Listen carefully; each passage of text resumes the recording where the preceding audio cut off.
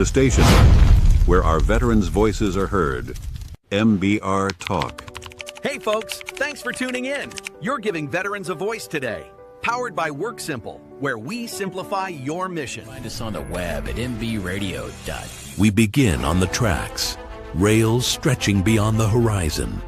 Each tie a memory, each rail a promise of where we might go. In the early years, our first logo appeared, a pioneer stepping onto the platform of possibility. Through seasons of growth, change, and challenge, we moved forward. The whistle of opportunity sounded, and we boarded the train of time. The view changed with every mile, some stations brief, others lasting. Our logos changed too, not just emblems, but mile markers of evolution.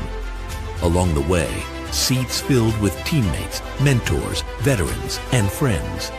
Some stayed for the ride, others stepped off, leaving their legacy on the rails behind us. And still, the journey continues. The tracks ahead stretch into the unknown, familiar yet full of new promise. What matters most is how we travel, with purpose, with grit, with heart. Because the journey matters, the movement matters, and the legacy of those logos, every year, every show, lives on in the rhythm of these rails. So here we are once again, all aboard.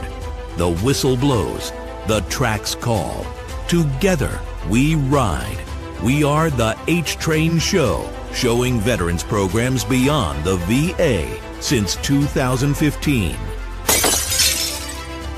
H is in the building now. Let's go! Are you ready for the H-Train Show? It's coming live.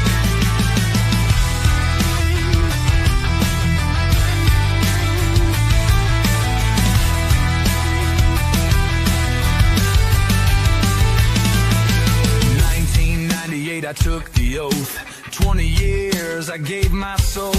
Sandstorms, fire, a roadside blast. Everything I knew shattered fast. You haven't seen nothing yet! Woo! Drowning in turmoil, 15 meds, mine in a haze. Living felt like a permanent dead. Still standing, scarred and proud. Crushed by war, but I won't stay down. Voice of the broken, thunder in my chest with a freedom fighters rising from the wreck.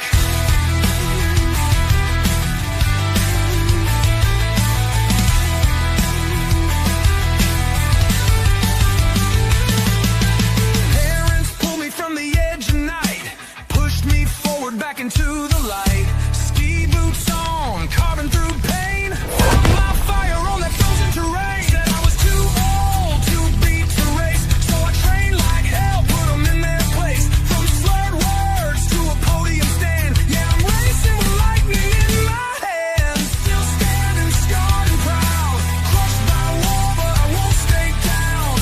From Kokomo to Olympic slopes, we're the freedom fighters born to cope.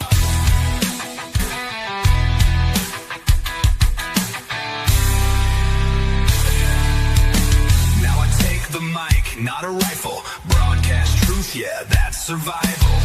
Paralyzed, but still I lead. With every word we plant a seed.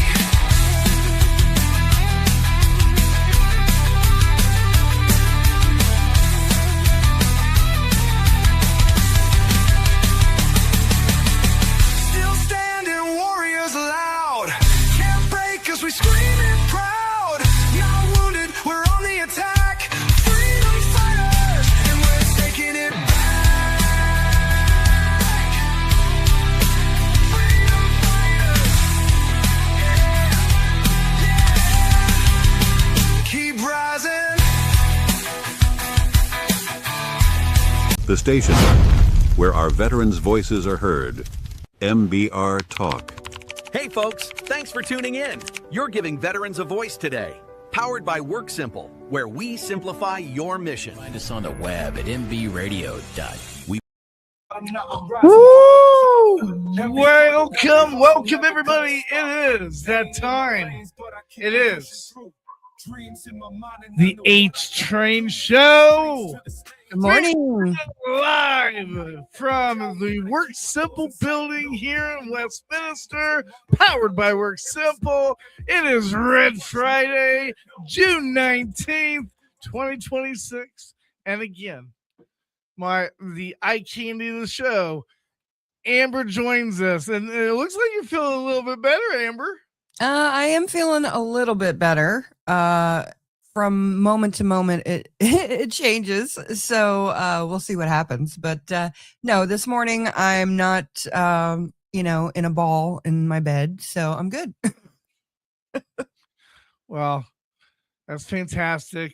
Without further ado, we're going to do something a little bit different today. And I might have to edit the image or whatever. But today, what we're going to do is instead of a spotlighting a veteran, I received we're going to call it a Deal Joel letter. We received a letter and we're going to go over it and we're going to, just talk about it. So let's do it. Let's hit that mail call. Attention mail call. Oh my God! You've got mail. Welcome to Mail Call, your soldier spotlight, powered by Work Simple, highlighting those who serve and inspire. All right, so let me change the overlay real quick here, and make sure that you're added as well. It's all good. My mistake. I thought I had this squared away. Don't worry about it. I'm doing it. Just don't worry about it. It looks good. Hey, I'm trying, All right, so after I square this away a little bit, this is what happens when you do changes last minute. Yep. It looks all screwy. Yeah. That's why I don't mess with anything last minute. I know, right? One day I'll learn. Well, hey, anyways, check this out. So I got this email and it says, Dear H-Train, my name is Specialist Carter, and I recently transitioned out of the Army after 8 years of service. And I've been struggling with finding a new sense of purpose. The camaraderie I had with my unit is what I miss the most. I've been thinking about using my love of radio and storytelling to connect with other vets, but I don't know where to start. Any advice on how to build that connection? Again, respectfully, Specialist Carter. I tell you what, my advice would be, when you're looking for that partner, that special person, that woman, what you usually do is, if you like to go hiking in in a group to where people, enjoy hiking. If you like playing basketball, find a group that likes to play basketball.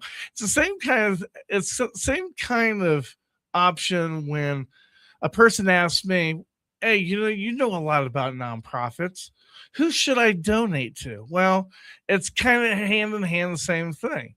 With a nonprofit, depending on what inspires you or what impacts you as a person, you should donate a nonprofit that reflects your character. And that's what I'm going to say is, if you're wondering how to get around and talking to veterans because you miss that camaraderie, of course you can come here to MBR. We have a fantastic family that really cares about each other. We really look out for each other. Sometimes I'll call just to check on you and I'm annoying, and what we try to do is have MBR as kind of like a virtual MWR. Because they boot you out of the Army and that's it. There's not really a whole lot. Now VA, you have some things with VA, but there's a lot of paperwork. There's a lot of red tape with that, and we're like Outback, just no rules, just right, kind of thing, So that's my recommendation is if you like food, if you like dancing, if you like bicycling, it's amazing when you go on Facebook. You can look up groups. Mhm. That's how I learned how to 3D print. That's one of the reasons why with 3D printing, I'm totally now, teaching veterans how to, do all these different things. Exactly.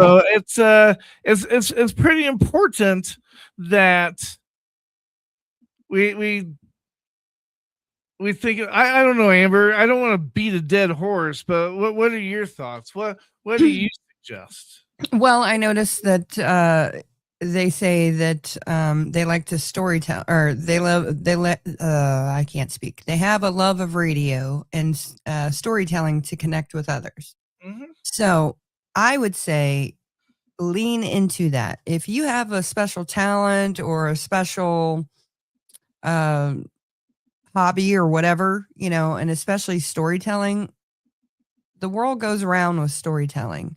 Mhm. I am much more compelled to listen to somebody who can tell a story Yep. and who can convey something. Kind of like Jesus. He used stories to teach people. To give analogies. I like that word, analogies. Yeah, analogy. Yeah. And but Jesus taught in parables, and it was basically just stories, telling about kind of like an analogy. And so I think that if you are a good storyteller, or if you want to be a good storyteller, hone that craft and lean into it. Always lean into something that you like and are good at. And if you're not good at it, just keep trying to build those skills. But come on over to MBR and we will help you with whatever you need help with, and just give you a place to hang out. And I don't know.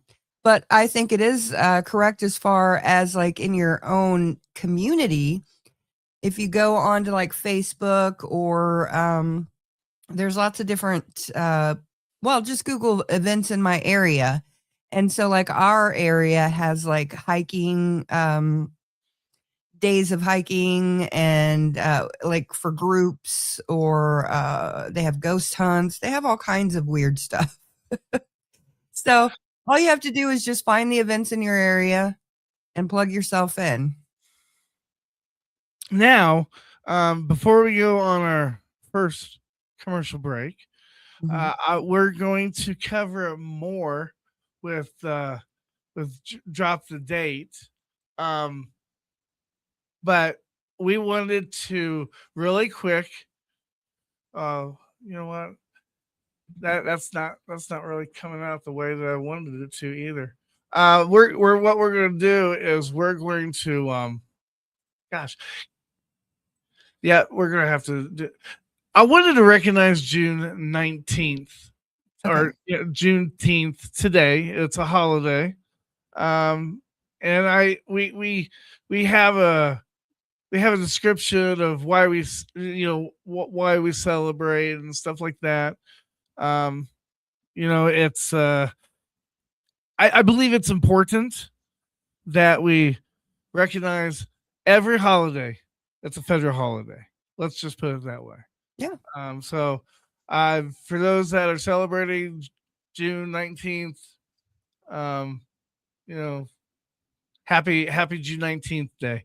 I don't know what you would say, I'm not exactly sure either, Joel. Yeah. So I just wanted to recognize it.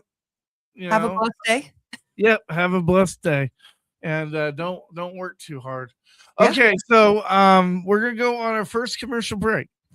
And when we come back from our first commercial break, just tease, we are going to do some of the top stories for today. And also we're going to cover a very serious story with the Richard Starr Act.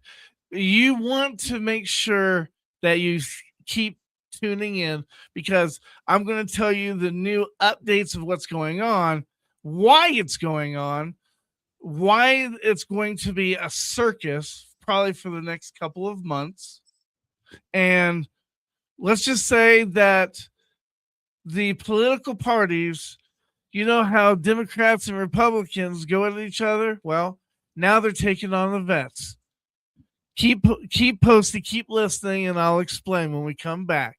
You're listening to the show that highlights all the nonprofit programs out there beyond the VA. You're listening to the H Train Show right here on the station that's giving veterans a voice. MBR. Stay up next.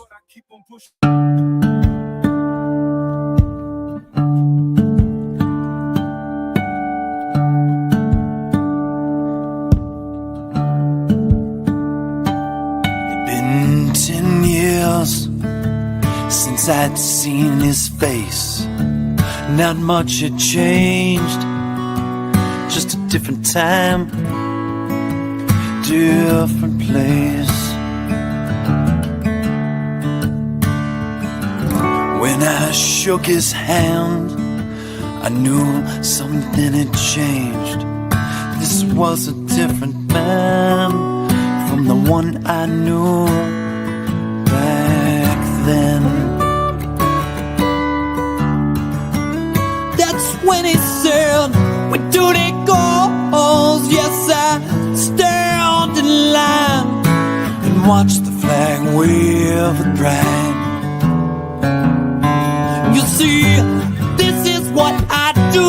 Yes, I bleed red, white, and blue.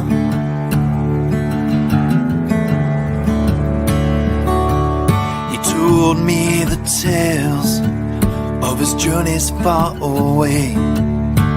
3 times gone and land most only see on the front page.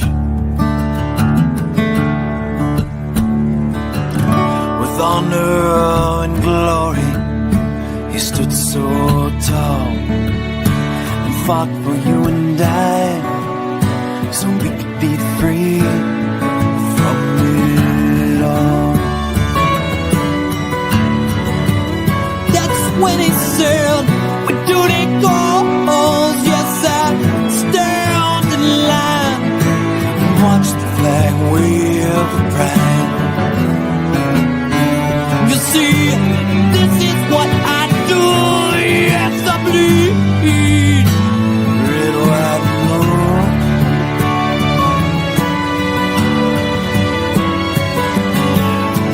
Where do they go? Yes, I stand in line and watch the flag wave of pride. You see, this is what I do. Yes, I bleed.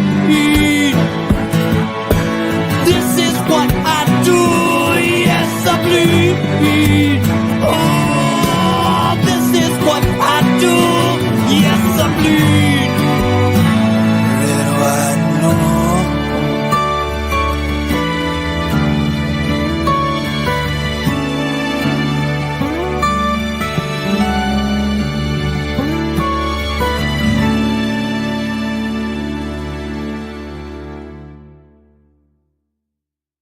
You've got this. Even if today feels tough, your best chapter is just around the pond. Whenever things get rough or it feels like you're at the edge, remember this: storms pass. Tough times don't last, but tough people do.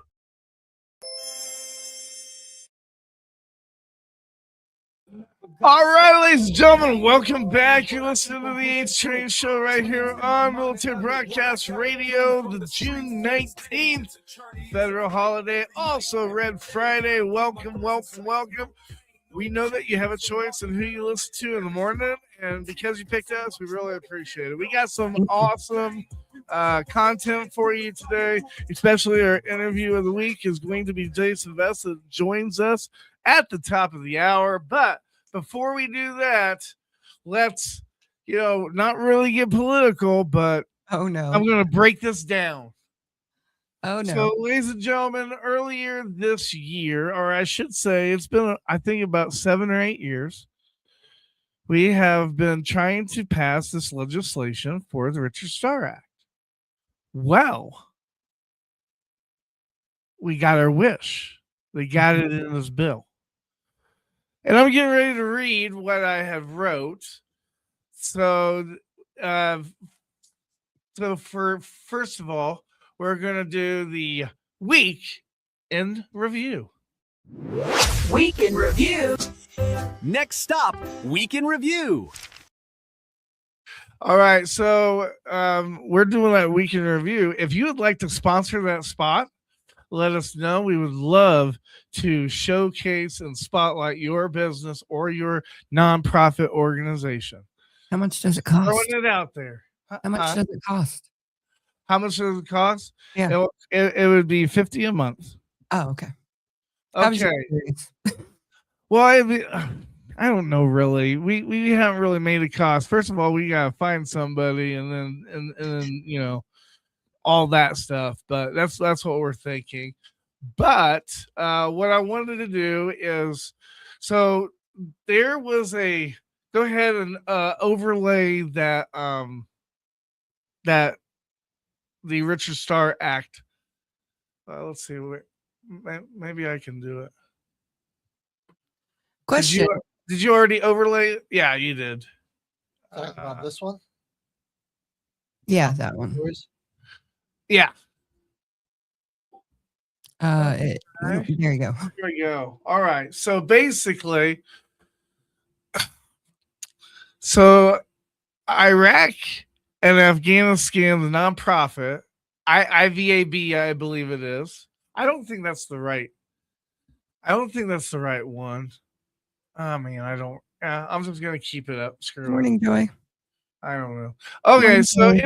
anyways, they produced a bill on the Iraqi and Afghanistan war nonprofit that we need to vote no on this bill.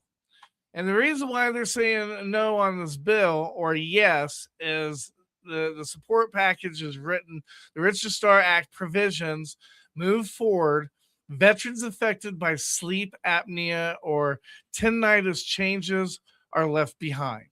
Then fight later to, I don't know what happened. Then fight later to amend or reverse the portions veterans disagree with. Or you vote no on this bill, and this bill is the Veterans Health Act, or maybe I got the name of it wrong, but you know what I'm talking about. The VA has been working on this package to lower the percentage or basically dissolve the percentage for the disabilities of sleep apnea and tinnitus. Now some of you are like, well, what the hell is tinnitus? Tinnitus means that ringing in your ear. And I'm probably pronouncing it wrong. Tinnitus. Yeah, okay. See, I pronounce everything wrong. But so what they're saying is they want to remove those two disabilities from the VA like vocabulary, basically. Okay. And right. Hey Joy, I hope you got that shirt. I hope you got it.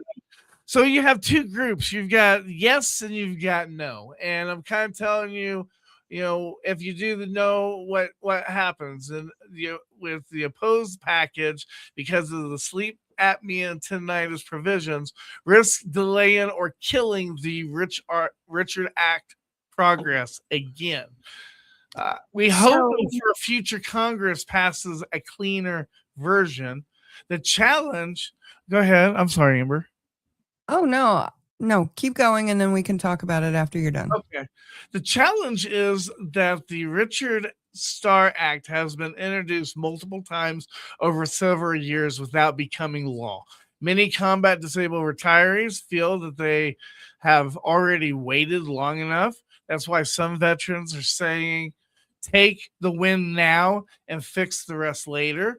On the other hand, veterans affected by the proposed sleep apnea and tinnitus making changes have legitimate concerns for them. Now, if they have the sleep apnea and the tinnitus now, I'm pretty sure, I know for sure, if you're total and permanent, then you don't have to worry about it. You're like grandfathered in. But this is for the new upcoming soldiers. Okay. Or new upcoming vets. Changes have legitimate concerns for them. It isn't really politics, it's compensation that affects the families and finances. What concerns many advocates is exactly what I'm describing, is when lawmakers combine unrelated veteran issues into one legislative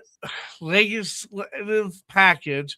Veterans end up arguing with veterans instead of focusing on the pressure on Congress, a position that reasonably takes publicity. Would be, veterans shouldn't be forced to choose between combat disabled retirees receiving the benefits promised under the Richard Starr Act and protecting veterans affected by rating changes.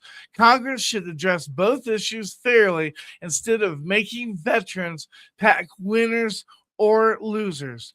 And the thing that kind of my chops right now is, what we're seeing right now is Republicans do this to Democrats all the time.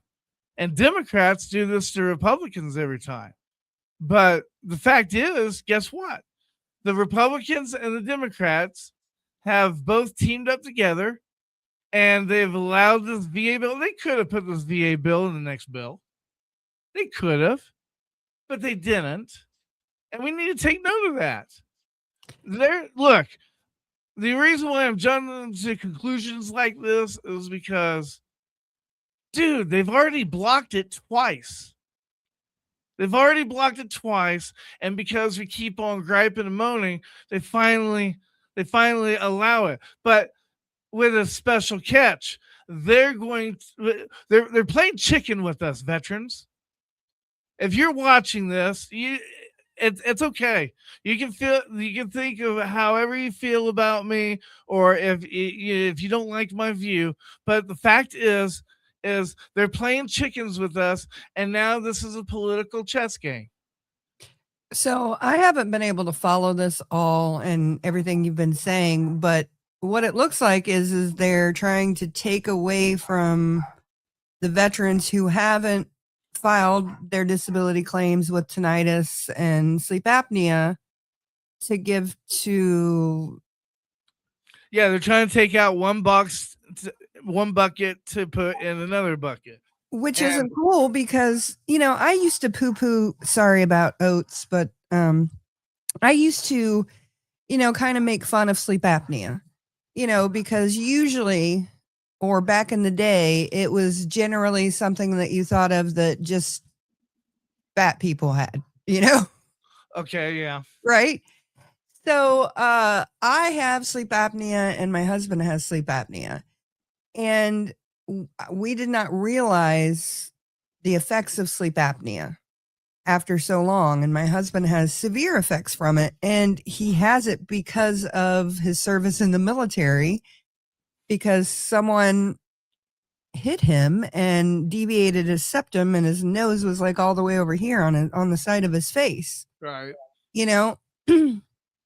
So, and he's gotten to the point where he's having heart issues and all kinds of different things because of the sleep apnea. But he can't wear a sleep apnea mask because he feels like he's being attacked. So it's like, it's a catch-22, you know what I mean? And he's never filed for sleep apnea, but he's thought about it. And it's just interesting that they're trying to take away from future veterans claims. I don't know. It's weird to me. I don't like it. The tinnitus thing also blows my mind, because how do you usually get tinnitus? Is like loud noises in close proximity to your. Exactly. What does a military use that makes a lot of loud noises? Cannons. Grenades. Well, heavy machinery. Look, this is the common sense. Okay, this is the common sense part of it. If we're cutting taxes or something within the city or the government, what's the first thing that they do? They relax on like snow removal.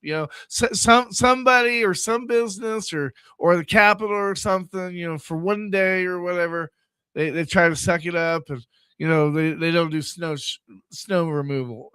I mean, look at HOAs. All right, you pay all that money for the HOA. If they actually did what they were supposed to, just think the money would even be worse. Okay, so it's kind of like that thing. And the thing about it is, we're sitting here. We don't want them to take from Social Security. We don't want them to take from Medicare. We don't want them to take from all these different benefits. But just a common sense thing, if you're looking at your wallet, okay, and your mom and your kid comes up and says, "Daddy, Mommy, I want a sandwich," and you don't have money, you have to do something to get that money. If it's ask for a raise, or you cancel your Xbox subscription, or you do without Starbucks, nothing is free. Well, Smile. A Smile is free, but nothing's free. And it's just we don't realize sometimes that what we want affects everybody.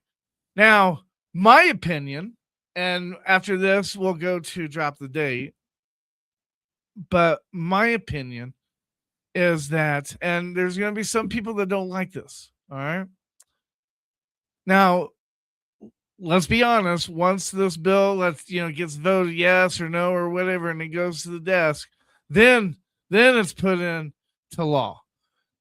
It could be yes or no, and then still it could be like vetoed by the president or whatever, So it's not something that like it's an automatic if it's a yes or no.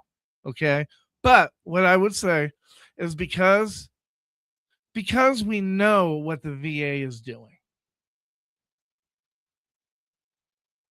And I think that it would be very easy to take the win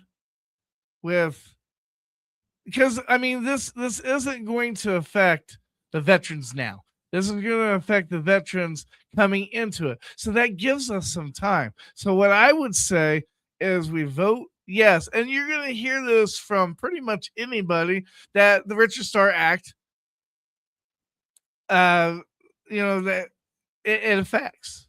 I mean, it's just how it is, But long-term picture wise, I would vote yes on the bill, and then I would work with the VFW and the American Legion and all these different partners to go back and say, okay, VA, we gave you your yes, like you wanted us to. Now, yeah, as you can see, it's not a big issue. Let's reverse this, because we shouldn't be taking from one pot just to put it in the other pot.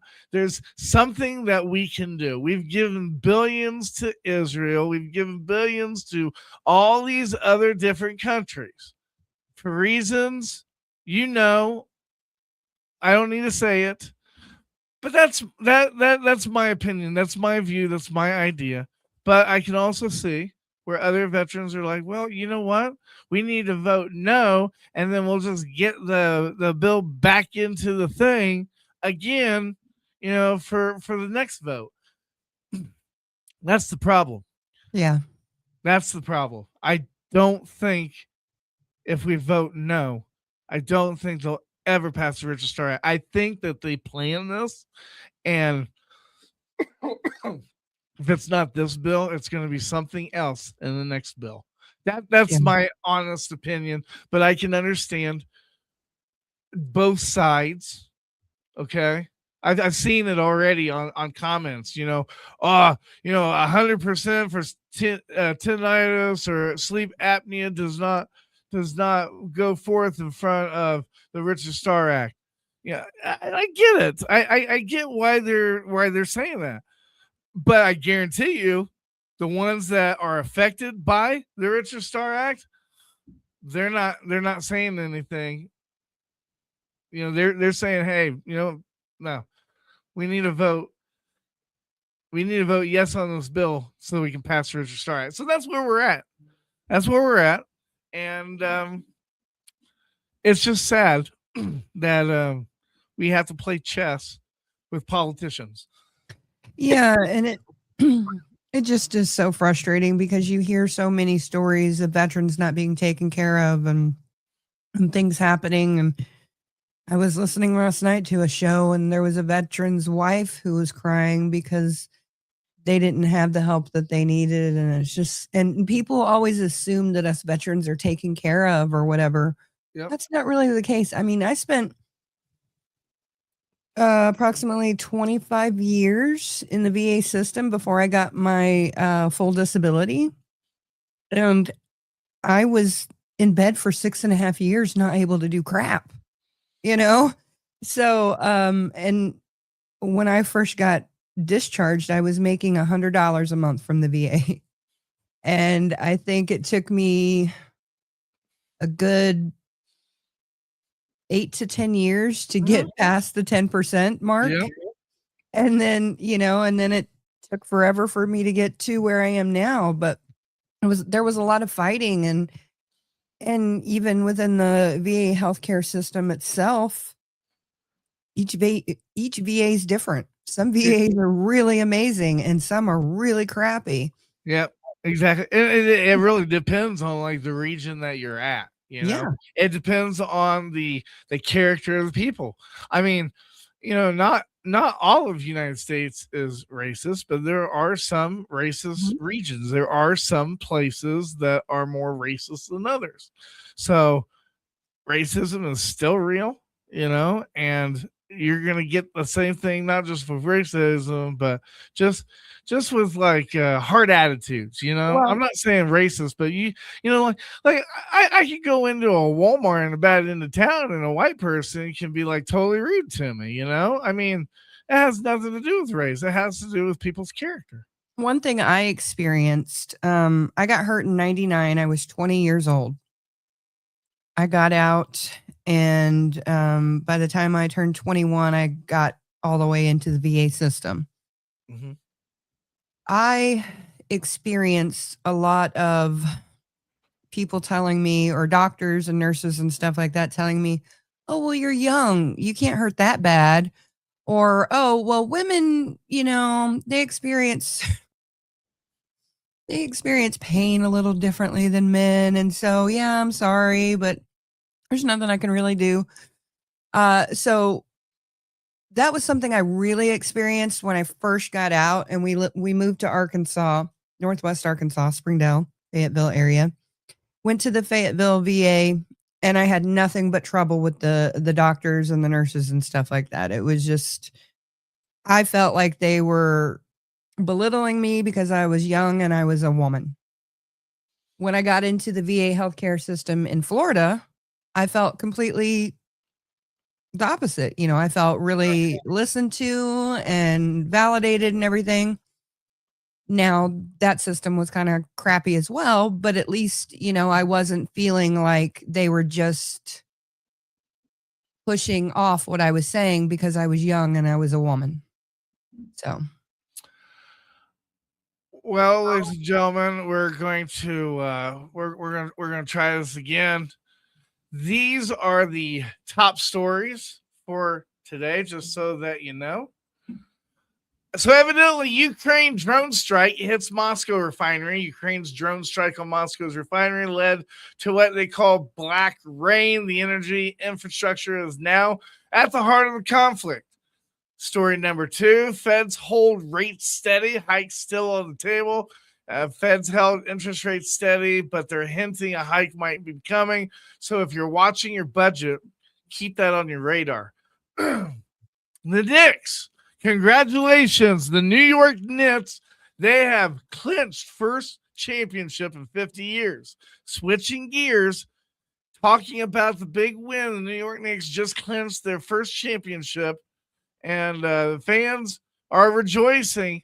And I will, I'll let HG give his New York championship 3 minute view.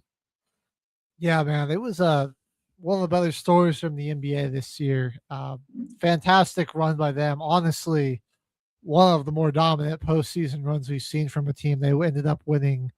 They were one shy away from tying the record of the Golden State Warriors, who won 15 straight.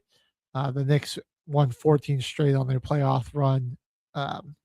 Started their series, started off the first round like they were in the 2-2 series with Atlanta, proceeded to close that out, then sweep the 76ers and the Cavs before winning 2 more against the Spurs.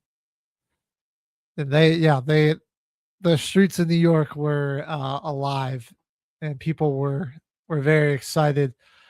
A large portion of that city wasn't even alive the last time the Knicks won a championship. Like, I think it was something, the number was like 65% or something. Might have been a little lower than that, but yeah, like just a huge portion of the city hadn't even like been born yet before the last Knicks championship. So they're very excited. It was a fun team. A lot of guys on that team that were kind of passed off, or other weren't really considered to be pieces that could be on a championship team. It was in a way kind of felt like a team of like rejects or people that like of unwanted players from around the league, especially like their star point guard Jalen Brunson was always doubted. Everyone said he was too small, wasn't athletic enough, wasn't a 1A type of player, couldn't lead the team to a championship. And so here he is, proving all the doubters wrong. He had an absolutely phenomenal closeout game, scoring 45 of his team's 94 points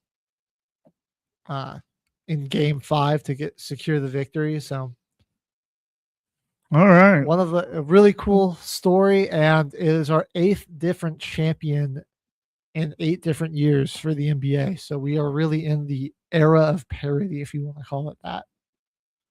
All right. So in other words, the Nuggets are screwed now. Oh, hey. So before you, I didn't mean to cut you off. H, did you have anything more? Or are you good?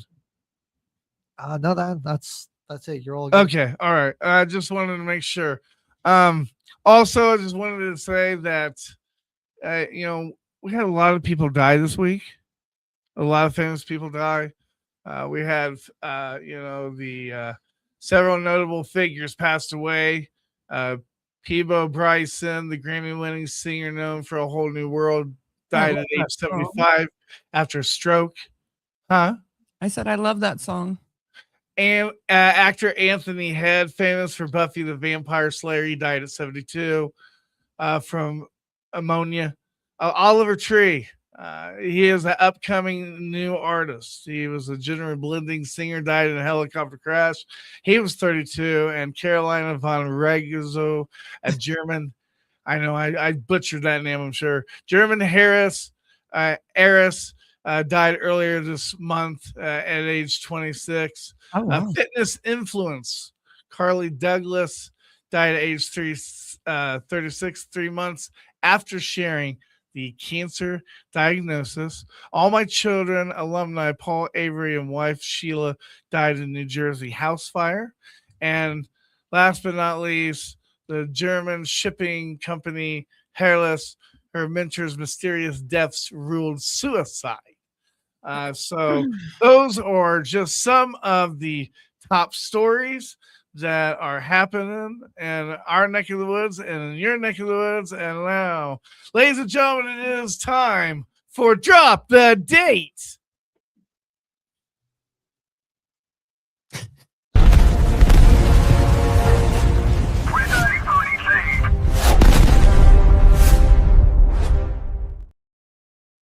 All right, ladies and gentlemen, it is another edition of the Drop the Date. Today, June 19th, 1865, Union troops arrived in Galveston, Texas, and announced that enslaved people were free more than 2 years after the Emancipation Proclamation. And I'm sure I pronounced that wrong, too. Emancipation Proclamation. There we go. Hey, I tell you what, if you listen to this show for every mistake and every mispronounce I make, if you comment on our podcast, we'll make sure to send you a duck. All right, there. All right, a day of freedom, hope, and new beginnings for those who didn't know. They were free. June 19th became a turning point. Veterans understand that phrase better than most. Throughout our nation's history, sacrifice has secured the freedoms we enjoy today. Remember, reflect, respect. Remembering our history, both the victories and the struggles, help us understand where we've been and where we're going. Also, on this beautiful Friday, June 19th day, it's one of the earliest organized baseball games under formal rules. It was played in Hoboken, New Jersey, between the New York Nine and the Knickerbockers. Wow, what a name. All right, more than just a game, it's father and son in small town fields and summer nights, hot dogs and memories. Baseball travels with our troops for over a century. Our service members have played games during deployments, building camaraderie, relieving stress, staying connected to home. And freedom and community. The other is about community. Both are part of the American story that continues every single day. Can I blow your mind, Joel? Go ahead. Do you know what Knicks is short for? It's short for Knickerbockers. Yep. Oh, really? Yeah, they're really technically the New York Knickerbockers, but they just been going by Knicks for. Okay, so what's a Knickerbocker then? It's like a pant. It's their pants, basically. Oh, okay. It's like that picture of that guy with the handlebar mustache with the pants. It's those things. So when I was a kid, we used to say britches and knickers. Okay. For pants. Alrighty then. Right, Wow. Just old timey slang for pants, I guess. Yeah. That's kind of funny. Did you guys play baseball when you were younger? I did. Yeah. Yeah. How about you, HG? Did you play? No, I did not. I played softball when I was in elementary, and then I just used to love having neighborhood games of baseball. Now, I will say, without changing the subject, because we got to go on break here, but I will say this. One of the stories that are going around is at the American 250th birthday, the UFC fight that happened on the White House lawn. There was, I wouldn't call it hate speech, but there was conspiracy sharing that came from Josh Hockett. If you didn't know, Josh Hockett is a UFC fighter. He said something during a speech. I'm not going to repeat what he said. You can look it up online.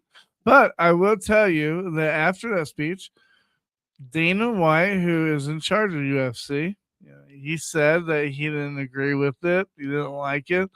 But Josh Hackett, he has not been fired yet. And there's been rumors that that the Obamas are going to sue for defamation of character. I don't believe people should be fired for that kind of stuff, but I definitely believe that they have every right to take recourse and sue him for that, because I think that was just ridiculous. Well, see, this is the thing. This is how a lawyer explained it to me, because this has happened to me before. Mm-hmm. Definition of character is very hard to prove. It is. Because defamation of character means that, okay, this person said something. Can you link what this person said based on whatever sponsorship, whatever job, whatever company, whatever is giving you money? Okay.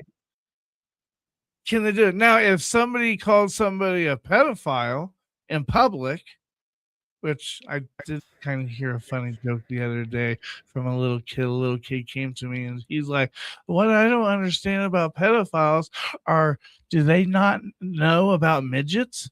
Anyways, that was kind of a funny joke. Yo. Yeah. Anyway, so that was told from a little kid that I heard that from the other day. kind of fun. Anyways, bad joke. God. Dad joke. But I will say this. Unless you can link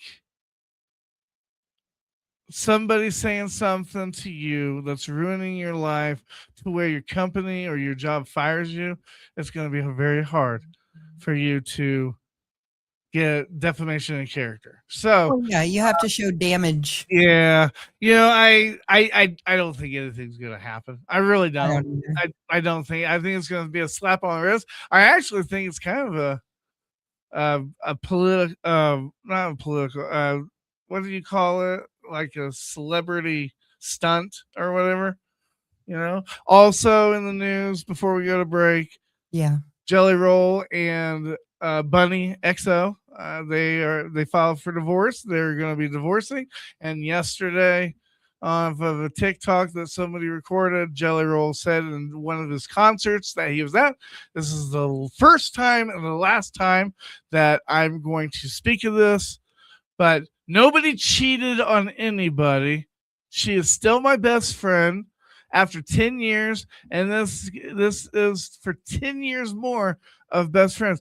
Sometimes people just get divorced because they're tired of it, or maybe they got divorced when they were young and they're thinking to themselves, I don't know what I was thinking. Well, Bunny came out with a episode on her show and last night and said that she had gone through a bunch of IVF treatments and had a few miscarriages and things like that. So she became depressed and pulled away, and she was the chaser and he was the runner. And this time she decided to let him run instead of chase. Not that he was running off on her, cheating on her or anything like that, but that she was at home dealing with the sadness and he was out living his life and building his career, which she likes, and was happy for him but she wasn't going to chase him this time. So this sounds like it's pretty healthy. I mean, like sometimes you just you can get married and I think, maybe you realize that, hey, like we want, or as you go through life, you realize maybe you want different things, and it's not like, it's better to just, you can still be friends and be in contact, but to not try to force something that isn't working, to force it to work and then just make both of you miserable.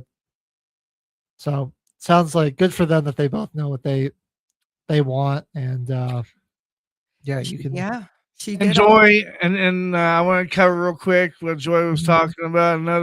Another fumble that the administration has made.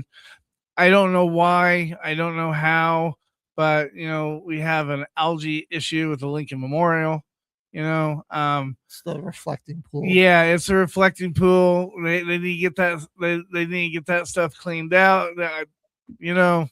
Oh, really? I don't know anything about how cleaning a pool or anything like that is, but that's going on, and it's because of politics. Whenever it comes to politics, nobody is forgiven.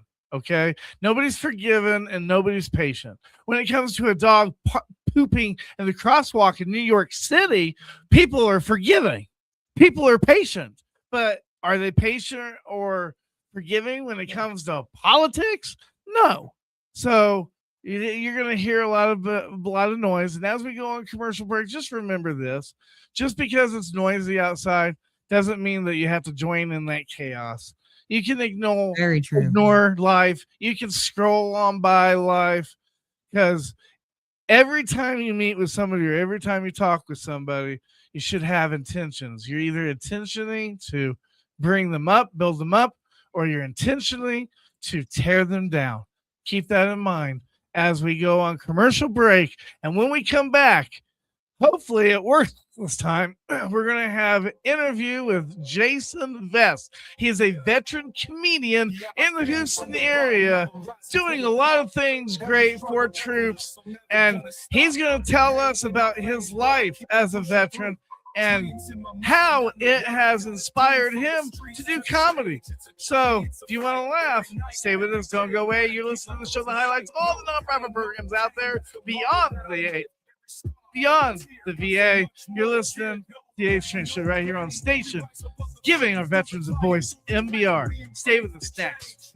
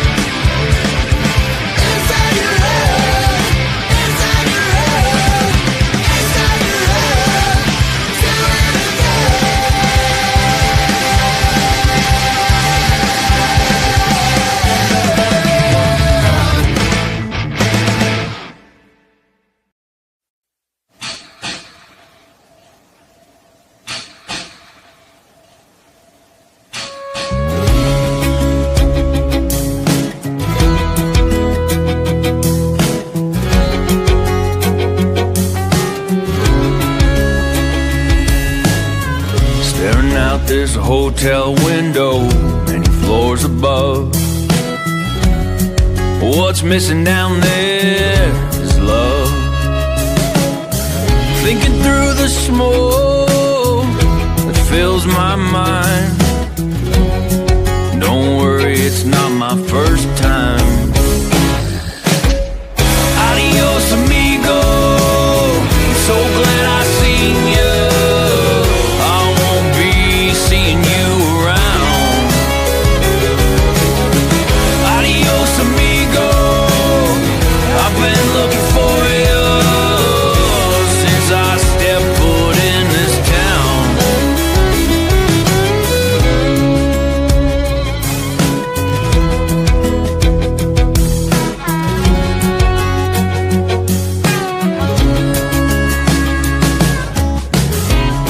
They say it's all inside, heaven and hell.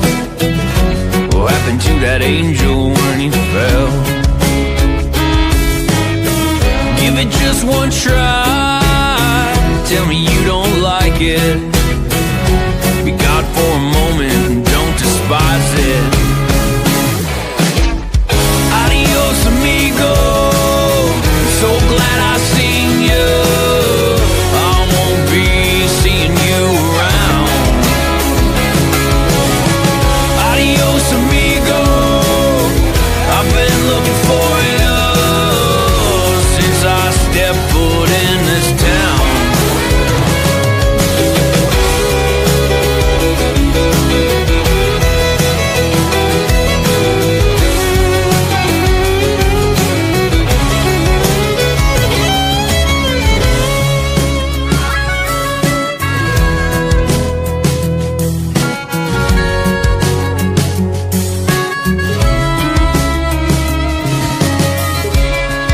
Step outside and breathe.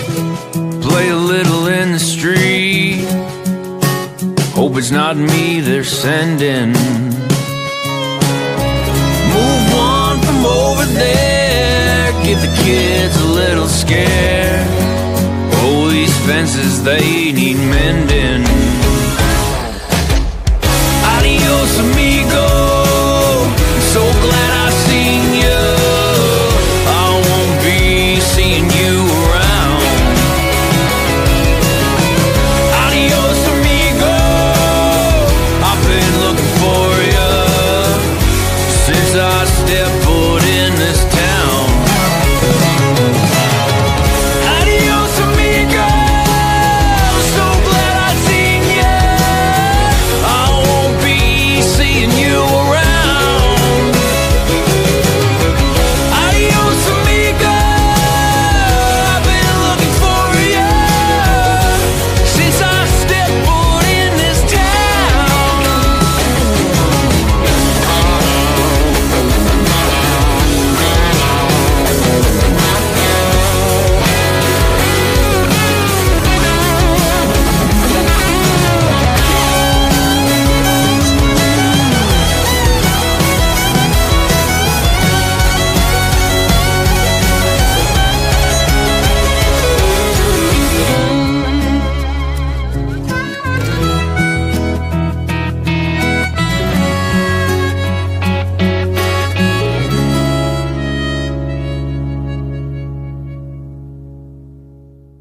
The station where our veterans' voices are heard.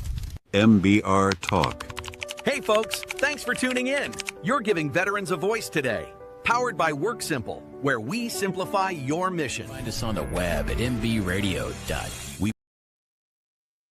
All right, everybody, we are back. You're listening to the H Train Show right here on the station that's giving our veterans a voice, or letting our veterans be heard, MBR. So our special guest hasn't arrived just yet. We're going to give him a little time. I think Amber's got our special guest, actually. Oh, yeah. I got a special guest. this little guy. He's only up like this because I have a biscuit on the desk and he's trying to look over to find it.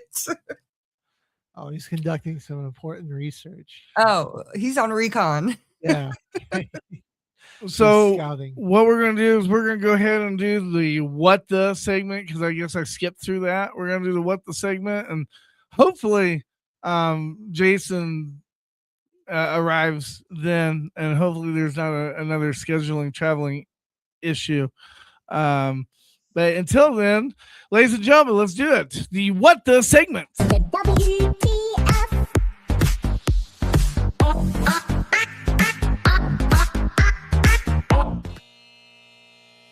This investigation and the details surrounding it read like a movie script. This pilot had a 27-year career, and we are alleging that since 2009 has been flying for years. It said to stop it. Yeah, that's not the okay. So, well, that is a what the heck moment. Yeah, well, that was last week. I evidently I downloaded and I didn't upload it.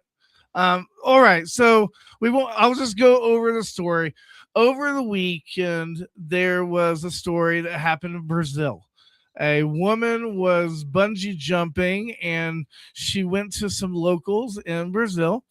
Evidently, this bridge has been cut off on contract. It's been closed for 3 or 4 years, and still people, what we'll call it, raw dog it, people still jump off of this bridge and go bungee jumping. Well, this week, because I don't know if HG is looking to download it. I've got it. Okay. So is it up now? Yeah, this is like the most recent download. Okay, there you go. So I got you. We'll watch the film. The what the segment.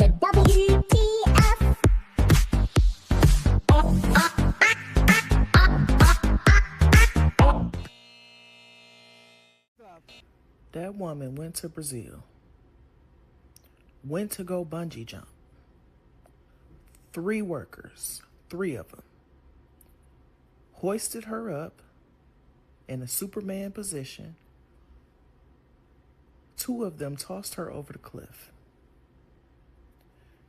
Not one of them, out of all 3 of them, remembered to attach the bungee cord. It crossed none of their minds that the cord was not attached. None of them noticed until they dropped her, threw her over the cliff, that the cord was not attached. There is something more in the works. There was something more in the works. There is no way that none of them had the thought or remembered, hey, there are steps to this process. They've done this, I'm sure, probably thousands of times. And none of them remembered to attach that cord, threw that woman to her death. I'm not showing the video. That's crazy.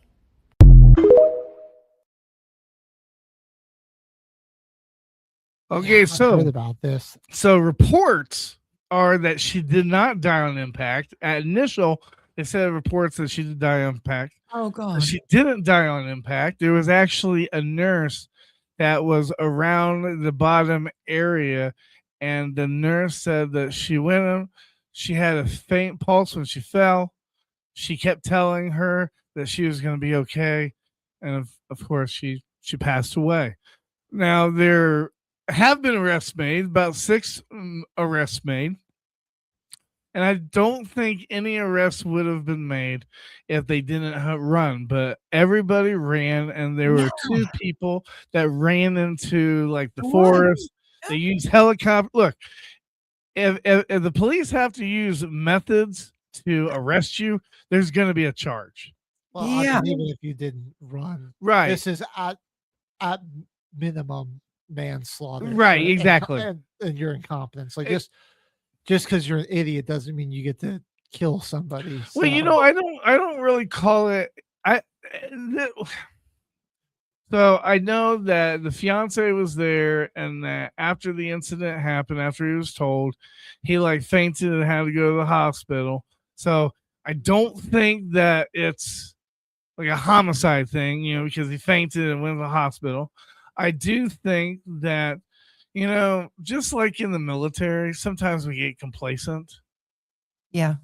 and sometimes, you know, you don't know what's going on with people on their thinking. You know, they could be sitting. I mean, Amber, me and you have done that before. We had a show and we're supposed to hit. I forgot to what the segment. You know. Well, So- when I was at Fort Jackson, there was a woman who was on the Victory Tower and she was rappelling, and the people at the bottom weren't doing their job correctly, and she ended up falling and being hurt very badly. Yeah, it's just complete, because usually what happens is all those guys have jobs, and you don't know. He could be checking on his TikTok, he could be checking on his Facebook. You know, when you've done it for so many times, then like you don't get nervous and you get complacent, and then you make mistakes. And military guys have accidental discharge all the time. It's not like they meant to. They just get complacent and they just forget shit. Joy, you crack me up. So no, but also the fact, like, it sounds like this wasn't a legit company. This was just people throwing people off of a bridge too. Yeah. So that I think it was wasn't an up to code operation. Yeah, well, that, and you know, I hate to say it, no pun intended, but you get what you pay for. You know, I mean, $35 it costs them to do this whole bungee jumping, and you see the result of going cheap. You know, wow. Yeah, I mean, I'm just being truthful. Laura was saying that when we were in Vegas, she didn't realize that there was a bungee jumping because her and Charles would have done it. But then she watched that and she's like, oh God, I'm so glad we didn't go. I can't imagine. I genuinely can't imagine. That would be my absolute worst nightmare. It's just like how I still just can't wrap my head around, like, that's like your only job is to make sure the rope is attached. How do you forget that? Yeah, defying death when you do it. And I have come too close to death too many times to risk it. For whatever reason God wants me on this earth. So I don't need to tempt anything. Don't tempt fate more than you already have, right? Well, you know, and I don't even know. It could have been a cruise. It could be like an excursion. And I think that's the reason why they tell you when you get on like a cruise or a ship that, you know, if you're going to do excursions that the boat recommends, and don't get excursions. Well, this was in Brazil, right? Right. So, I mean, it could have been a Brazil. I mean, it could have been an excursion. maybe. Well, yeah, who knows? I don't know, though, like that part of like the South American coast, Yeah. I don't feel like that's like a big like Oh, cruise big spot, port. 'cause it's just- Okay. well, it's like, I mean, just like to the off of the coast of Brazil is just like the Atlantic Ocean, you know, which is like I feel like if you're like cruising around in that part, you're going through like the Caribbean and Yeah, and a bunch of islands. yeah, by the islands, or like if you're gonna stop at like a country, it'd probably be like around either near the top of South America or something like along Central America, the Central American Peninsula. So, While we're talking, let me give a shout out to some people on TikTok. If you didn't know, we're broadcasting on TikTok as well. Hey, We want to give a shout out to the baddies with Rita and Brandon, and my boss, my agent is on this morning, Penelope. Just wanted to thank you guys for tuning in, stopping by, checking out, supporting us veterans. We really appreciate it, you know. And I don't think that Jason is going to show. So what we're going to do is here in the next 10 minutes, we're going to go on a we're going to go on another segment that I've created. And Amber, I even wrote the dialogue in the notes for you. Okay. Yeah, we have a new segment. We're going to go ahead and go to that. It's called fact or cap? Is it fact or cap? You tell me.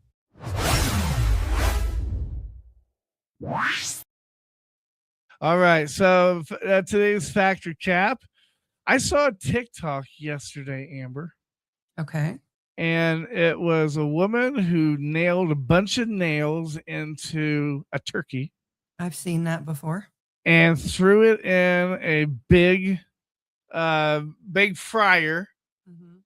And the question is, could that work, or is that just false? And I have a thing for you to read. You go ahead and read that. Okay, the science behind it is pretty straightforward. Metal, like nails, does conduct heat faster than meat. So in theory, inserting metal could help spread more evenly, but in practice, it's not recommended. It's tough to control how those nails distribute heat. It could lead to uneven cooking, and it introduces safety risks, contamination, or metal pieces breaking off. So while there are tiny bits of science behind it, the verdict is cap. It's not a safe or reliable way to cook your turkey. Stick to tried and true methods. And I'm sure it tastes like metal too, right? I can just taste it right now. Ugh. Well, so my question is, could you produce something or make something that could do that? Like stainless steel. The stainless steel taste like metal when you cook stuff? No. So if you made like stainless steel bars or nails, kind of like a rotisserie chicken, right? I mean, that's basically what a rotisserie chicken is what we're talking about. Yeah, in theory, yeah. Yeah, but instead of just one bar, it's just like 2 or 3 bars. Yeah. Just something to think about. So yeah, the TikTok was real, but I definitely think that it's a fake point. But it could be real if somebody invested in that idea. I don't know. There might be a rotisserie that has like 4 poles in it. I guess if you don't have a rotisserie chicken thing, that you can do this. I mean, I've seen people use grocery carts as barbecue grills. Okay, I've seen toilets as barbecue grills. I've seen toilets as flower pots. Yeah, I've seen that too. Yeah, you know, I've seen refrigerators as flower pots, all kinds of things. I guess. Are you trying to get the job done, or are you trying to look presentable? I guess that's the question that you have to ask yourself. Different strokes for different folks, right? Yeah, Joy, I remember hearing about this. I've never tried it, but did you know you could cook a piece of chicken with no cooking equipment? You just have to be really patient. But if you slap a chicken enough times, the energy from those slaps will eventually cook it. We should have had you and Caveman test that theory when he was here. Well, you know, conspiracy theory. I mean, you need like half a second in between each slap, so like you gotta like really be on top of it. I don't like, and it takes like well over 7,000 slaps, so that's a good workout. Your arm might fall off before you can cook the chicken, slapping a chicken. Well, is it true or false? If you cover the eyes of the chicken in a certain position, the chicken passes out. I have no idea about that. I've never heard that before. Now I've heard if you cut the head off of a chicken, it'll run around. I've heard of that. Yeah, turkey does that all the time. You know, but I heard you might look that up on the chat. I don't know if it's a myth or if it's factual, but I've heard if you covered a chicken's head and you pointed the head down to go to sleep, the chicken passes out for like 5 seconds. Let me see. I'll find out. Oh, Joy says it will. I've seen it and it's traumatic. Okay. You trying to take it to the UFC? What's going on? Oh my gosh, that's hilarious. That's hilarious. You know, things that you find out. Put it out, Nelson. Not the eye thing. Oh my god, it's hilarious. Oh my gosh. Oh, apparently you can hit. Hey, there we go, ladies and gentlemen. It is the interview of the week.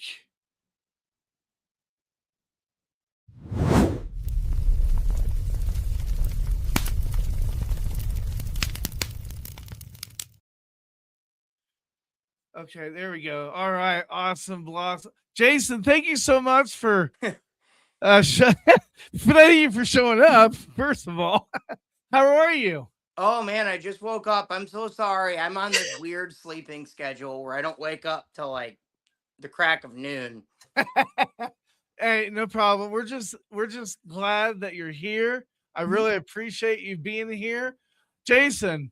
You know, I want you're doing a lot of good things for veterans, and I kind of want to spotlight that.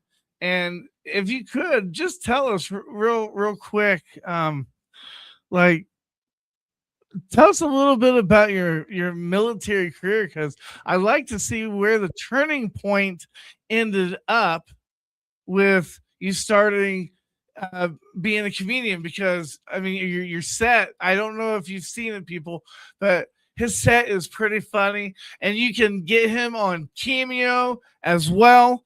He just started that recently, but you know, please tell us what inspired the comedy to start. I hated my job, so I retired from the military, and I was working for the DoD as a civilian, and it was soul draining. It was like the same thing I was doing when I was in. So then I just said, hey, I'm gonna try this thing, and I just started doing stand up and going to open mics, and then posting to social media too. And then over the course of about maybe 3 years, things really took off on the internet.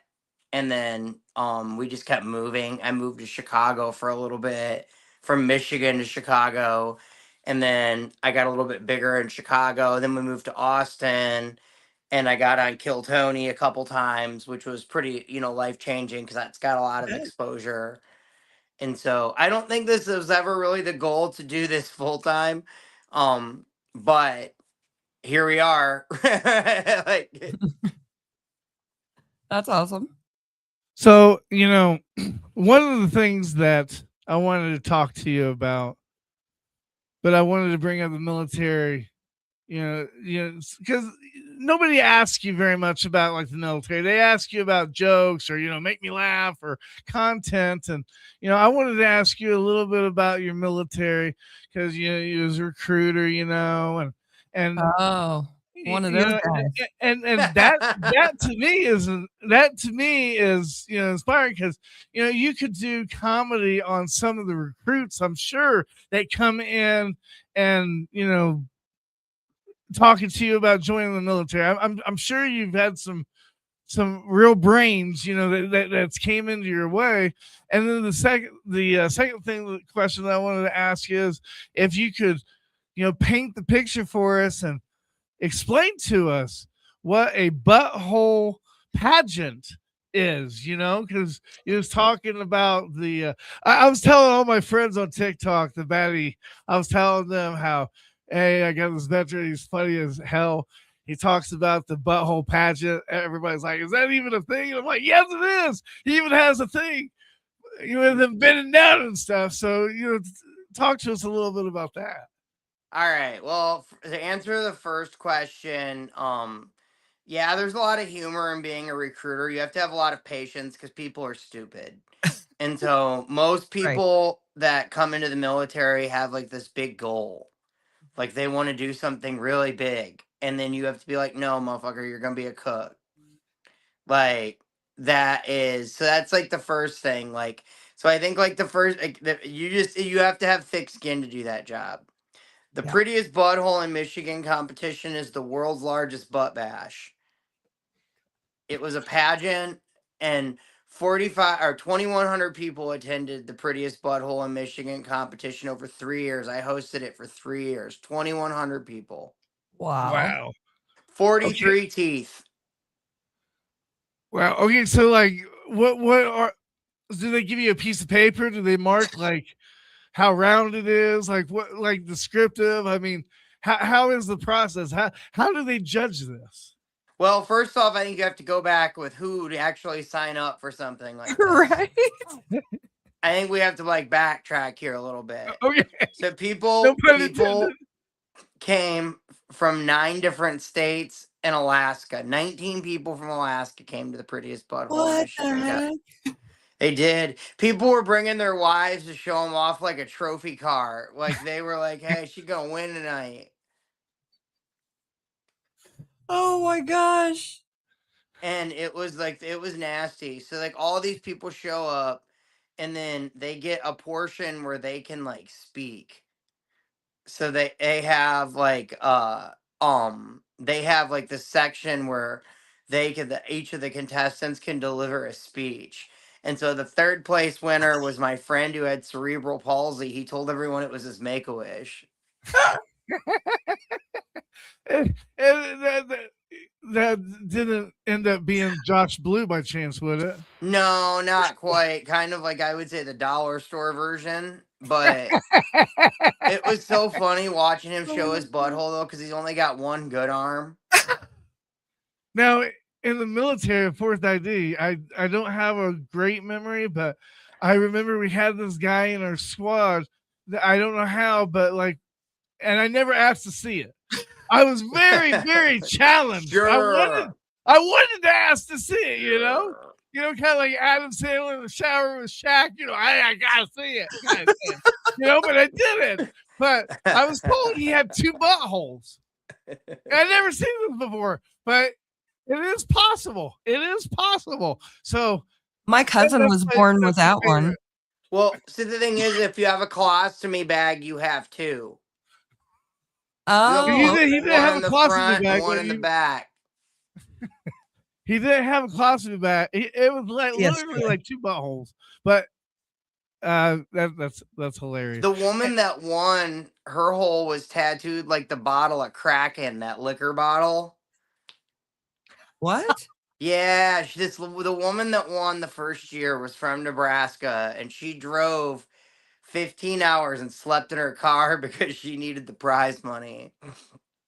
And so her butthole was tattooed. She was like a former like sex worker or something. And so she went and got her hole tattooed. You know, that's what I should do. I should And say she won. hey. And then she came back the second year, and then like she technically won the second year, but then the company lied and said a man won because it was Pride Month. Oh wow. And then it was a bunch of controversy, and I quit working with the company. Okay. There was so much drama in the butthole world. It can't just be about the holes. It's just like Oh my god! I can't like believe so that. the second year a man won, and his name was Sexy Bread. Okay. And it's not, and I'm not like upset that a man won or anything, but they cooked the books. So the woman that won was the woman the first year with the tattoo. She won again, but then they lied. So then when I had to call the announcer, I'm like, Sexy Bread. Everyone's like, wait, we didn't pick this guy. He wasn't chosen by the people. Oh my gosh. So why did they do that other than Pride Month? I mean, why does Target do what Target does? You know, just woke politics. Okay. You know, we can't, it's even invaded into the world of butthole pageantry. And I'm just like, are you serious, guys? Like, we've gotten so far away from just decency in this country. We can't host a damn butthole pageant. Oh my god. I would never even want to go to a pageant like that. You say that now. Are you married? Yes. All right. If your husband said, hey, baby, we're going to this butthole contest, you'd soldier up and do it. That's what my wife did. I would side-eye him for a hot second. My wife's a military spouse. She was the guest judge. Joey asked if this was conducted under Trump pageants. No. My wife though, so like it was on her birthday. She was really mad about that. So we went to the contest and she's a photographer and videographer and she's like, what the hell did you rope me into on my birthday? And so she ended up having to count stink wrinkles with her cell phone light because we needed the extra hand. I would be so upset. But she's a military spouse. She was like, this is just what we do. We're here. We're in this situation. I get it, but still, I would be so upset afterwards. Yeah, but you do it though. So you do it, Amber, and you know you do it for your man, and that's because you love him. But if my man was doing that, I would really question what was going on. Yeah, my mother-in-law won't speak to me anymore. So Christmas dinner is real weird. They're just like, oh, so are you still doing this butthole business? My mother-in-law gets stopped for it too. They're like, your son-in-law is the butthole guy. And so my mother-in-law will be like, at Bridge Club, they brought it up. Oh my goodness. That's just it, Jason. What do you think? I think I'm going to do a fundraiser. If we can raise $5,000 by the end of the month, I will get a star tattoo right on my anus to be a chocolate star. Do it. I mean, I don't know why you're not already, to be honest with you. So many people neglect the pleasure portal, and I just think that maybe it should be something that you should explore. You should explore your wild side. Oh my God! God! Don't knock it till you try it, right? 100%. Yeah, don't knock it till you try it. 100%. So Joel, you're saying if I give you $5,000 right now, you'll go down and get a tattoo? Well, that's my thinking. Yeah. Yeah. How did that had to hurt? It had to hurt so bad. Yeah, I'm not. Well, right? The only way I could do it is if I had something to hold on to while they were doing it, like grips. Right. The bar in your mouth.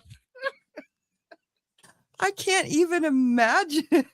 Imagine a needle on that area. Right. Joey said this is more traumatic than bungee jumping with no cord. Yeah. If you raw dogged it with toilet paper, with John Wayne toilet paper from the army. There was a guy so the first year there was this guy that there was 3 rounds of the butthole pageant, right?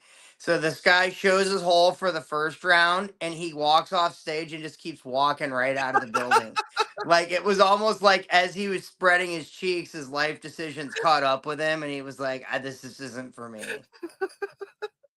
Thank God somebody realized that. And then there was another guy whose stage name was Pork Chop and he had a butt plug in and it fell out when he squatted down. Oh my gosh. Oh my God. Yeah, we just heard this hard thud and then we just heard it roll right off the stage. Okay, so are you the one that is sending boxes, care packages to the troops? My friend Maddie May is an adult film star, Maddie May Bubble Brats, and she's a big supporter of the troops. Her dad is a former Marine, and so we partnered together for Hard Ons for Heroes, where Maddie sent some care packages to some service members overseas. I wasn't like packaging up care packages. Okay. I helped Maddie promote what she was gonna do. Okay. I love the idea. I love the idea. How well did that go? What? How well did that go? We got a lot of inquiries. We couldn't obviously fulfill them all. And so I think like it was fun. It was hard to validate because like, when someone's deployed overseas, they have an APO address, right? So there might have been some people that have an APO that got some nudes that maybe weren't like serving overseas, but they got them. Hey, Jason, that's happened to me before. I worked at Walgreens and because of my TBI, I mixed up the camera the camera film. And I gave the hunter the couple sex scene, and I gave the couple sex scene the hunter pictures of the deer and the in the tree camera. You know what I'm talking about? Yeah. That was a good time. Yeah, that was a really good time. Maddie's husband is a vet. Okay. So her husband, Cody Long, is a veteran, and he's an adult actor too. Okay. So like it meant something to her because her dad was really, really proud of his service. And so when he passed away, she wanted to use her platform for some good. Okay. And is that campaign still going on or no? No, I don't think so. I think that we got so many inquiries that we kind of had to go back. We have to go back to the drawing board if we do it again. Okay. But because we got so much, and to be honest, we have to still be kind of careful because so when you send things that might be are adult themed to service members, it's a fine line between what they can actually get Mm-hmm. and receive without getting them into trouble. So we just have to be a little more we have to be a little more creative. Hey, a nice pinup shot or something like that. Yeah, I don't know if Maddie does that. I think everything's pretty much naked. She's a porn star and she's into it. She said she's gonna be doing porn till she's in her 60s. Like you're gonna see her surgical scar for her fake hip. Okay. Jason, I wish we could talk to you more. We gotta go to the next segment, but brother, I tell you, I appreciate your friendship, and Thank I you. appreciate you coming on the show. I support you 100%, man. And before I let you go, we want to do the time to shine, and I want you to tell everybody about where you're going to be at in the Houston area, because I know that you're doing like tours and stuff. So let's get at it. It's your time to shine. All right, let's see. I will July 31st. I will be at Sharks Comedy Club in Dallas, and then August 1st I will be in Fort Worth at Hyenas Comedy Club, and then before that, June 10th. Or July 10th, I'll be in Detroit, Michigan, opening up for Chingo Bling. And then July 11th, I'll be with Chingo Bling. And then any of my other comedy shows, my merch, if you want to purchase the Cameo, can be purchased at www.jwvest.com. Okay. Awesome. What about that Cameo as well? Oh, Yeah. get on that Cameo. I love doing them. Okay. And my question to you, Jason, with the time to shine is, maybe I didn't bring up something that you wanted to bring up that's important, to get off your chest. This is a 2-minute platform to say whatever you would like to say as a person, because I know that you're a comic, but people sometimes they fail to realize the underneath, the thick skin, like you was talking about, and you can always scratch a clown on the underneath. They got feelings too. So this is your 2-minute platform to say whatever you want to other veterans that are watching this program today. All right. I guess thing I can say to any veteran watching this program is that use each other as a resource, or strength in numbers, right? So and there's so much community in the veteran culture that a lot of our culture is shut-ins. A lot of people are isolate. I guess I encourage any veteran to just get out there and get a sense of community, whether it's joining like a vets club, whether it's joining the American Legion, the VFW, but those organizations where like-minded people come together. Just make it easier in the overall day-to-day, because I think right now with there's so much politics out there that it just there's just so much shit, and for vets, they just don't care about that. They don't care about politics. They just, because they have to serve no matter who's in charge, right? So I think just right now, especially in this climate of just so much negativity and bullshit out there, is just we need to use each other more as resources, and the organizations that are out there are already doing good things. So it's just, if you're a vet, I encourage you to reach out and look into the American Legion, the VFW, Vet Center, stuff like that. Amazing. Jason, thank you so much for coming on the show. Thank you, guys. I appreciate it. Ladies and gentlemen, Jason Vest. Thank veteran, you. Comedian, check him out. Check his page. Check his website. Funny guy. Yeah, he's on TikTok. He's on Facebook. He's everywhere. Make this guy famous. Jason Vest, thank you for today. I appreciate it. Thanks, guys. Thank you, Jason. Yeah, take care. Bye. Yeah, take care. All right. For everybody else, it is that time. It is that favorite time that we do. It is tribute to the troops. And before we break to commercial, when we come back, we're going to talk about final thoughts. Final thoughts. What happened this Saturday? It was a remote for MK Gratitude. They gave another motorcycle away. So whatever you do, keep watching. We're gonna tell you who got it, and we're gonna tell you how you, as a veteran, can receive a motorcycle this year or next year. So whatever you do, stay with us. Don't go away. You're listening to the A-Train Show right here on MBR. Stay with us. Detail attention.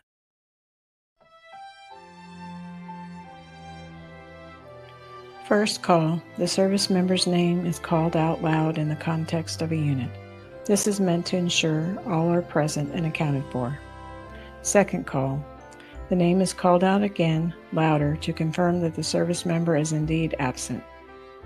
Third call, the name is called out for a final time, followed by a statement indicating that the service member is not present and accounted for, signifying their death. The final roll call serves as a symbolic gesture to respect and remember their service.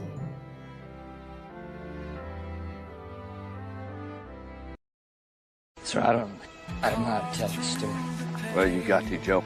You tell the people what these men did here. You tell them how my troopers died.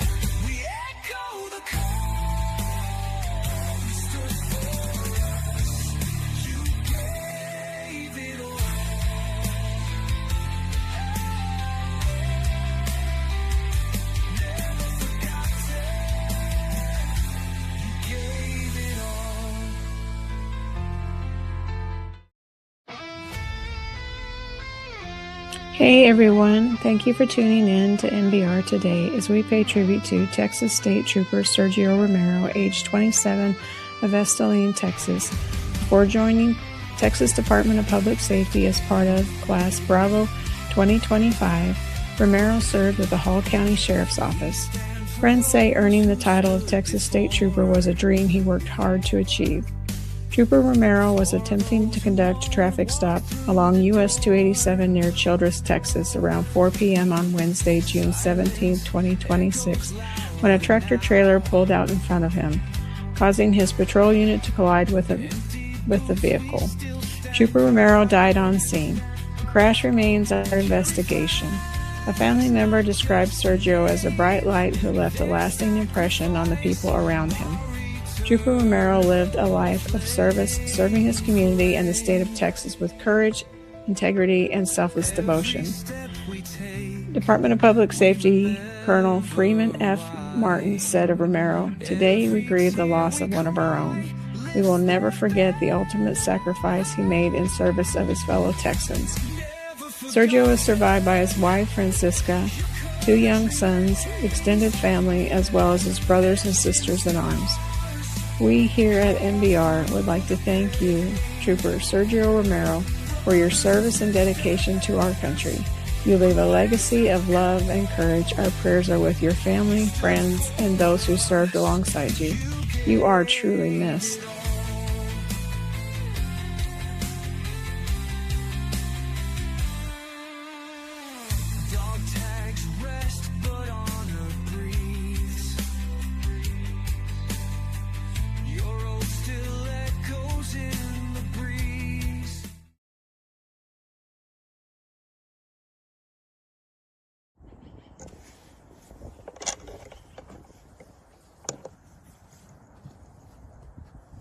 Bell detail, attention, ready.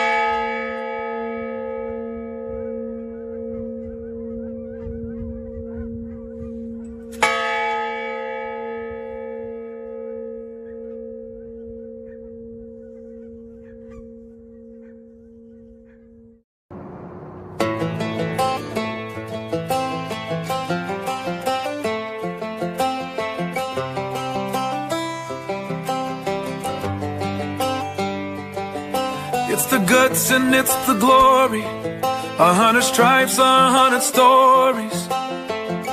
It's the Pledge of Allegiance on the 4th of July. It's them handwritten letters from home. It's them sleepless nights alone. It's his newborn baby he left with his wife. Mr. Red, White, and Blue, lay down, here's a line. Mr. Red, White, and Blue, for these stars and stripes. Hey.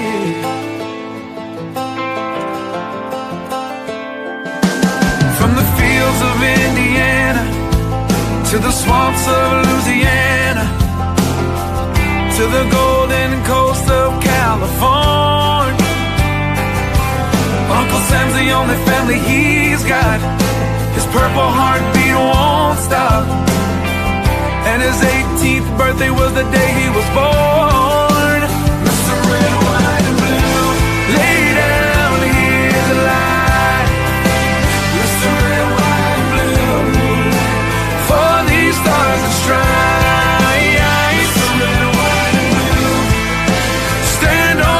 Front line, pay the ultimate price.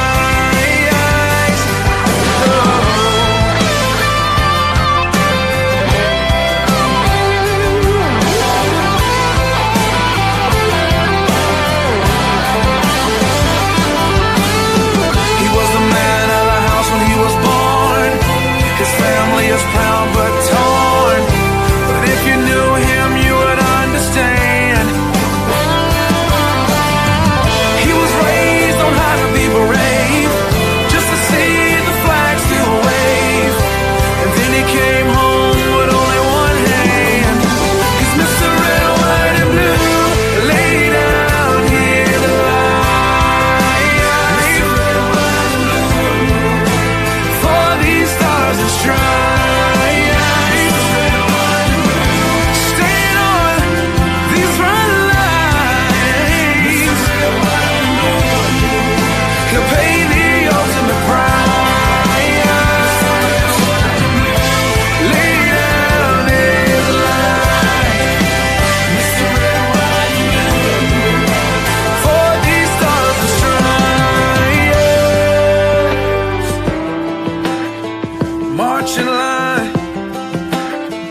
Marching line.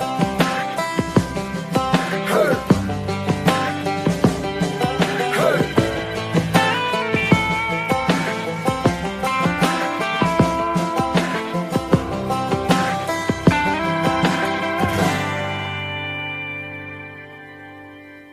Even ducks know the calmest waters come after the storm. Whenever things get rough or it feels like you're at the edge, remember this: storms pass.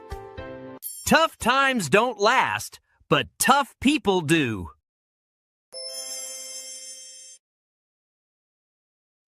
All right, ladies and gentlemen, we are back. It is June 19th, federal holiday. Respect go out to those who are celebrating that. Yep. And, they mean a great deal to them. So we just want to say a happy day for you. And it is that time. It is.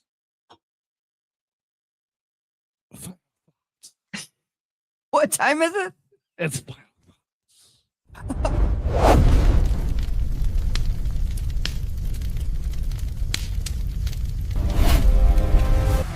At Project ML, gratitude. Our mission is simple: to give motorcycles to veterans who need the kind of peace and freedom that only a ride can give. We sponsor charity events and rides to generate donations and fund the acquisition of some bikes, while direct bike donations make up the rest.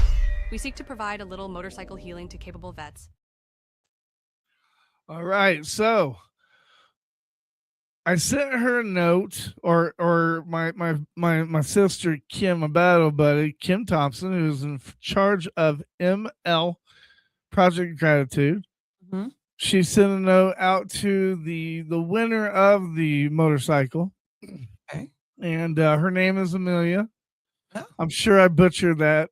but we're gonna have her on. She hadn't responded yet for this Friday, probably because she was busy riding the motorcycle. So we're gonna let her enjoy her toy for a while, and then we'll have her on. But like, she went through a lot. Evidently, she was one of the first enlisted personnel to be on the scene for 9/11 when New York happened. So we're gonna have her on to tell her story. Very, very in the near future. But what I wanted to do is let everybody know that ML Project Gratitude, you go to the website, you can nominate a veteran, you can nominate yourself for a motorcycle. And look, if you're in Texas or California or something, you can fly here and you can get this motorcycle. Motorcycle is going to cost you at least 15, 20 grand. So a $300 or $250 or even a $500 airplane ticket is nothing. Well worth it. Yeah, well worth it. So, but then you have to get it back. Well, hey, you got a motorcycle, drive that baby, drive it. Well, I'm wondering about the people who've never really driven or rode a motorcycle and how they deal with it. That's true. That's true. Well, most of the people that have this motorcycle, though, they already have their endorsement. So, okay. Well, I mean, I lived in Florida for quite a long time, and you can buy bikes for really cheap in Florida because these retired guys will go out and get like the best bike they can possibly find. And then they get on it and they get scared, and then it sits in their garage for 5 to 10 years before they get rid of it. So, I know a couple of people like that. I had a best friend that dude, best friends don't let other best friends buy motorcycles and then get rid of them. And he moved to Arizona to where it's not a good time to. It's not a good place to ride your bike, in the sand and stuff. Trust me, I learned that the hard way. Don't try to drive in the sand. You ain't gonna win against the sand, even in a trike.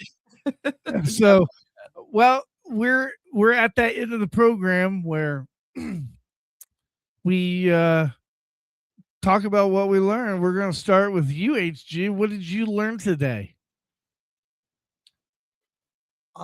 I would say I learned a good deal about the world of butthole patterns. And, it's no laughing matter. It's a very serious.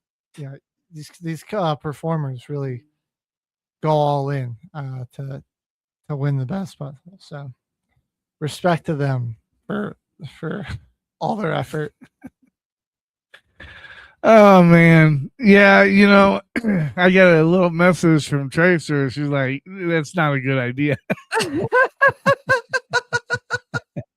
I was only kidding. But there would be a bunch of people that would donate. I think if that was the cause. There's a guy here. You have to show it though. That's true. That is very true. I don't think my wife would appreciate that. I think so. I'm trying to think of his name, but I think it's Mike Evans. He's on 143 The Fan. He lost a bet when Tim Tebow was here, and he had to get a tattoo of Tebow on his arm. He still has that tattoo today. So that's where I kind of got that idea. But this Saturday, one thing that I learned was, we do some amazing things here at MBR, and we support some amazing nonprofits. And ML Project Gratitude, they never cease to amaze me. In fact, they're going to be at the Veterans Rally that's at Cripple Creek, from what I've been told. I forget the date, but they've been honored, given the encouragement to give another motorcycle away. So we'll be able to see them. There's a rally that happens every year, Cripple Creek Veterans Rally. Usually happens in August time frame. I think this time it's happening August 24th, but I can't be for sure. Check our Facebook page. We'll keep you updated. Yeah, I'll have to look it up because Charles and I might try and do that because we've always wanted to go out to Sturgis, but we don't think we can ride that far.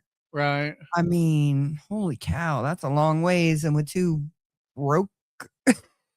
Hey, if you guys ride a motorcycle, I will. I'll ride with you guys up to the Cripple Creek. I'll do that. Okay, I'll run it by Charles and see what we can do. That would actually be fun. Also, ladies and gentlemen, we can't forget that we did debut the very new cartoon, All Dogs Deserve Dads. It is on our Roku channel. It's on selected social media as well, but it's on our Roku channel. Go and check that out. The next one is going to be Beaker's life.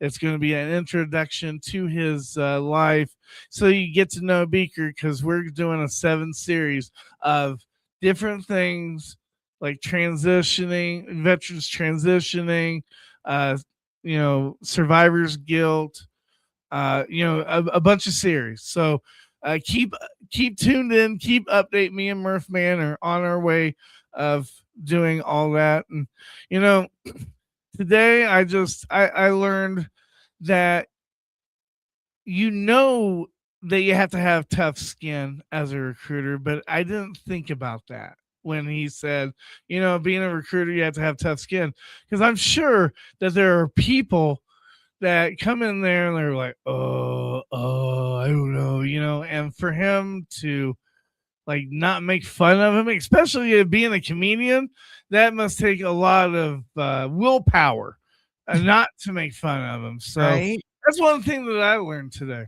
Yeah, my nephew is a recruiter now, and then my stepdad was the top recruiter in the nation for like 3 years in a row. And they're definitely built differently. Well, ladies and gentlemen, we're going to end on this note. I don't have a fancy thing to write or a segment, but this is your weekend safety report. It's going to be Father's Day Sunday. It's going to be raining here in the Colorado area. I don't know what it's going to be in your area. Just remember that when it comes to your dad doesn't care what you get him. The only thing that your dad wants is a hug, a smile, maybe a meal with you, just to know that you're doing okay. Sometimes we forget that we have parents and that they still worry about us daily, especially with the rat race that we race in. So think about that, own it, and chew on that for this weekend. Shall I return the ACDC tickets I got him then? No, because he'll probably like that even better. Are you sure I can try to get my money back? But hey, everybody, if you're going to drink, don't drive. If you're going to drive, don't drink. If you're going to have fun Saturday night or Friday night, make sure that you have protection. Don't beat your kids. Don't beat your wife. Look, it's okay to take a step away if somebody's angry. And one thing that I learned, especially yesterday, is if somebody is mad at you this weekend, or if you get in an altercation, do not try to fix don't try to fix the situation. They have to run out of that madness before you can try to fix that situation. With that being said, have a beautiful weekend, everybody. Father's Day. Enjoy it. Be safe on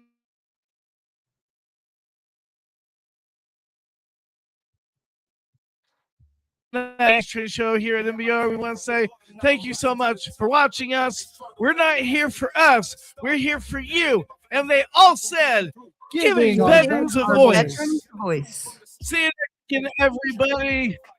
It's a surprise who will be. Have a Thanks for watching and listening to Military Broadcast Radio on Roku TV. If you missed today's episode, the podcast will be available on and all major platforms shortly after we go off the air. We're here for you, not for us, giving veterans a voice. This is Military Broadcast Radio.